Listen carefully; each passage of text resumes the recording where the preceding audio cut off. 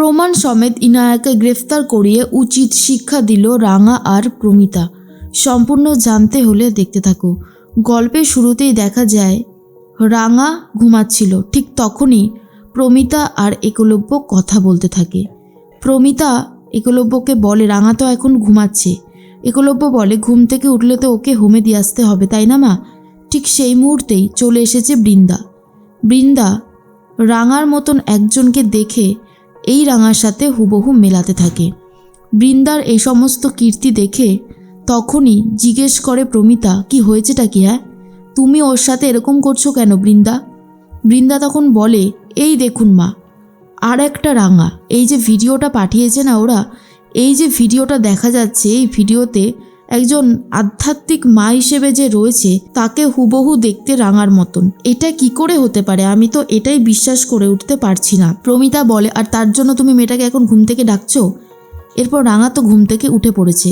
ঠিক সেই মুহূর্তেই চলে এসেছে সত্যজিৎ স্যার। সত্যজিৎ স্যার আসলে বৃন্দা সত্যজিৎ স্যারকেও পুরো ব্যাপারটা দেখায় আর বলে, দেখুন তো এইটা কি করে সম্ভব? আমি তো নিজের চোখকেই বিশ্বাস করে উঠতে পারছি না। সত্যজিৎ বাবু বলে, ঠিক আছে, এটা নিয়ে যথেষ্ট ইনভেস্টিগেশন করা হবে, সব নিয়ে আপনাকে এত ভাবতে হবে না বড় বৌদি। তখনই বৃন্দা বলে, ভাবতে হবে না বললেই যে ভাবনা চিন্তা আসবে না তেমনটা তো নয়, ভাবনা চিন্তা অবশ্যই আসবে। তখন প্রমিতা বলে, শোনো বৃন্দা, তুমিও কিন্তু কম অপরাধ করনি। তুমি ঠিক কী করেছো সেটা কিন্তু আমরা জানি। সব অপরাধীরা ধরা পড়বেই। অলরেডি একজন ধরাও পড়েছে, আর সে কিন্তু স্বীকার করে নিয়েছে কলেজে ইউনিভার্সিটিতে কিভাবে অস্ত্রগুলো পাচার করা হতো। তুমি যে কুকীর্তিগুলো করো না বৃন্দা, সেগুলো কিন্তু ধরা পড়ে। আর এবারে যদি এই কুকীর্তিটা সবার সামনে আসে তাহলে তোমাকে বাঁচানোর ক্ষমতা কিন্তু কারোর থাকবে না। কথাটা ভালো করে মাথার মধ্যে ঢুকিয়ে নিও। ঠিক সেই মুহূর্তেই সত্যজিৎ স্যার বলে, একদমই তাই। একটা কথা মনে রাখবে বড় বৌদি, পাপ কিন্তু বাপকেও ছাড়ে না। যে অন্যায় তুমি দীর্ঘদিন ধরে করে আসছো তার এবারে একটা শাস্তি তোমাকে পেতেই হবে। গুড্ডু, অপরাধী গুড্ডু ধরা পড়ে গেছে। সে নিজের মুখেই সমস্ত সত্যিটা স্বীকার করেছে। তাই তোমাদের এই অন্যায় আর ধোপে টিকবে না। এবারে তোমরা কঠিন থেকে কঠিনতর শাস্তি পাবেই। ঠিক সেই মুহূর্তেই বৃন্দা ঘর থেকে বেরিয়ে যেতেই তখনই প্রমিতা ঘরের দরজার ছিটকিনিটা আটকে দেয়, আর একলব্য সেই মুহূর্তে ঘর থেকে বেরিয়ে গেছে। ঠিক তখন সত্যজিৎ স্যার বলে, আমাদেরকে যা করার খুব সাবধানে করতে হবে। রাঙা তখন বলে, হ্যাঁ রে সত্যজিৎ স্যার, আজকে যাদের জন্য আমার দাদার এই অবস্থা হয়েছে আমি তাদেরকে কখনোই ছাড়ব না। আজকে ওই যে উড়ানবাবুর যে বস, আজকে ওনার মেয়ে যখন যুক্ত আছে এইসবে, ইনায়া, তো ইনায়ার বাবাও তো এসবেই যুক্ত আছে, তাই না? সত্যজিৎ স্যার বলে, একদমই তাই। মিস্টার রায়চৌধুরী এসবের সাথে রয়েছে, তাই ওনাকেও অ্যারেস্ট করতে হবে। কিন্তু আগে ওনার মেয়েকে তুলতে হবে, তারপর জিজ্ঞাসাবাদ করতে হবে। এখন একটু অনেক প্রসেসই আছে। প্রমিতা বলে, যাই প্রসেস থাকুক না কেন সত্যজিৎ, তুমি ওকে ধরো আর ওকে সমস্ত রকমভাবে ইন্টারোগেট করো, দেখবে ঠিক মুখ খুলতে বাধ্য হবে। রাঙা বলে, আর ততদিন আমাদের ওই অ্যাক্টিংটা চালিয়ে যেতে হবে। এরপরেই বৃন্দা ফোন করেছে ইনায়াকে আর বলে, গুড্ডু কিন্তু ধরা পড়ে গেছে।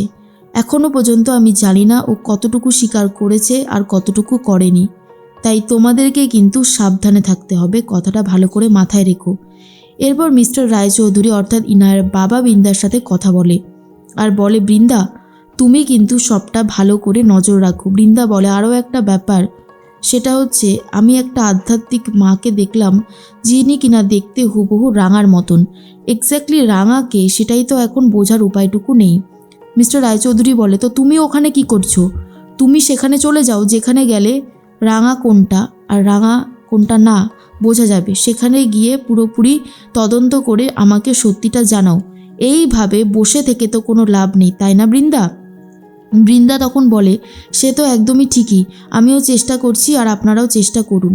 ফোন রাখতেই সত্যজিৎ বাবু চলে এসেছে অফিসারদেরকে নিয়ে। আর তখনই মিস্টার রায়চৌধুরী বলে, কি ব্যাপার অফিসার, আপনারা আমার বাড়িতে? তখনই সত্যজিৎ স্যার বলে, আপনার মেয়েকে জিজ্ঞাসাবাদ করার জন্য আমাদের সাথে একটু থানায় যেতে হবে, তার জন্যই। তখন মিস্টার রায়চৌধুরী বলে, আপনি কী সব বলছেন? আপনি এসব বলতে পারেন না। আপনি জানেন তো আমার ঠিক ক্ষমতা কতটা? সত্যজিৎ স্যার বলে, সবার ক্ষমতা সম্পর্কেই পুলিশের আইডিয়া আছে, কিন্তু প্রমাণ আছে আমাদের কাছে। তাই জন্যই বলছি, একলব্য বসু নিজে সবটা স্বীকার করে নিয়েছে, ইনায়ার কুকীর্তিগুলো। তখন ইনায়া বলে, কী যে বলছেন না স্যার, একলব্য বসুর সাথে আমার খুব ক্লোজ সম্পর্ক আছে। একলব্য বসু কী কী শেয়ার করতে পারে আর কী কী পারে না সেটা আমি খুব ভালো মতনই জানি।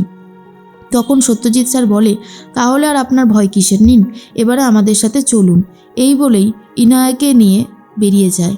তখনই মিস্টার রায়চৌধুরী ফোন করে একজনকে আর বলে, আমার যত ক্ষমতাশীল ব্যক্তিদের সাথে আলাপ পরিচয় আছে তাদের সাথে কন্ট্যাক্ট করো, আর আসল রাঙা কোনটা সেটা জানার চেষ্টা করো, ঠিক আছে? এর মধ্যেই ডাইনিং টেবিলে সবাই খেতে বসে পড়েছে, কিন্তু খাবার আর কারোর গলা দিয়ে নামছে না। রাঙা আসলে কে, বাড়িতে কোন রাঙা রয়েছে, সেই সব ব্যাপারেই সবাই জানতে চাইছে। তখনই চলে এসেছে একলব্য আর বলে, মা এসব কি হচ্ছে? ইনায়াকে শুনলাম গ্রেফতার করা হয়েছে, এগুলো কেন হচ্ছে? এবারে তো আমার চাকরি নিয়ে টানাটানি পড়ে যাবে। তখনই প্রমিতা বলে, শোন আক্কু, যদি তোর চাকরি নিয়ে টানাটানি পড়ে যায়, তুই আগে থেকেই তুই নিজের চাকরিটা নিজেই ছেড়ে দেওয়ার একটা দরখাস্ত লিখে দে। তোকে আর এই চাকরি করতে হবে না। তুই কেন এই চাকরিটা করবি বলতো, যেখানে এত ইল্লিগাল কাজবাজ হয়? আর তুই যে কথাটা বলছিস ইনায়াকে পুলিশ গ্রেপ্তার করেছে, একদমই না। ইনায়াকে জিজ্ঞেস করার জন্যই নিয়ে গেছে ডিপার্টমেন্টে। তখনই চলে এসেছে সত্যজিৎ স্যার আর একলব্য বলে, কি হচ্ছে সত্যজিৎ দা এসব? এগুলো তো একদমই ঠিক হচ্ছে না। আমি তোমাকে সব কথা খুলে বললাম, তুমি একবারও আমাকে কিছু জানালে না, তার আগে ইনায়াকে নিয়ে ইন্টারোগেট করার জন্য নিয়ে গেলে। এইটা কিন্তু একদমই ঠিক হয়নি। তখনই একলব্য বসুর কথা শুনে সত্যজিৎ বলে, দেখো আমাদের তো জিজ্ঞাসাবাদ করতেই হতো, তো ইনায়াকে যদি আমরা জিজ্ঞাসাবাদ করি তো ক্ষতিটা কি হয়েছে? আমার তো মনে হয় না যে কোনো কিছুতে ক্ষতি হতে পারে।